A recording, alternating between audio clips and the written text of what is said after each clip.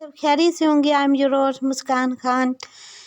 तो यहाँ पर आज की डिनर की रूटीन आपसे शेयर कर रही हूँ। ये मैं नहीं पका रही क्योंकि मुझसे नहीं पकाई जाती। ये आंटी बना रही हैं रोटियाँ, तंदूर की रोटियाँ। और ये मेरी most most most favourite recipe, और ये मेरी मम्मा ने बनाई है। तो बहुत मज़ा आया और डिनर करके बहुत ही सादा सा डिनर रहा आज का हमारा, क्योंकि राइस नहीं थे। आज हमने राइस नहीं बनाए तो इस वजह से बहुत ज़्यादा सादा डिनर रहा।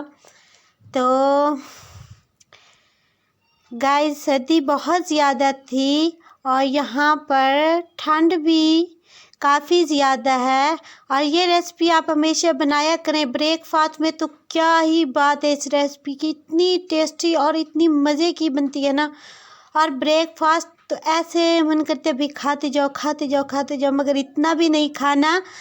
सिर्फ एक रोटी खाया करें, ज़्यादा ना खाया करें। मन तो करे कि खाए खाए खा खा खा के आप भैंस भी न बन जाइएगा, मगर खाइएगा, एक रोटी खाइएगा।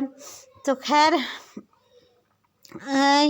ये सर्दियों में मुझे जो तंदूर की रोटी वो नहीं पसंद, मगर आज बस वैसे तो हमारे घर में रोज़ाना तंदूर की रोटी बनती है, तो मैं तवे पे बनाती हूँ, रात को भी सुबह को भी, क्योंकि सर्दियों में इसका एक सीज़न होता है। अभी गर्मियों में तो हम खाते हैं तंदूर की रोटी, बट सर्दियों में मुझे नहीं पसंद। सर्दियों में मैं जो है तवे की रोटी खाती हूँ, या वो मिट्टी की एक उसको ठिकरी कहते हैं आई थिंक, या कोई चीज़ पता नहीं क्या कहते हैं, उस पे बनाई जाती है।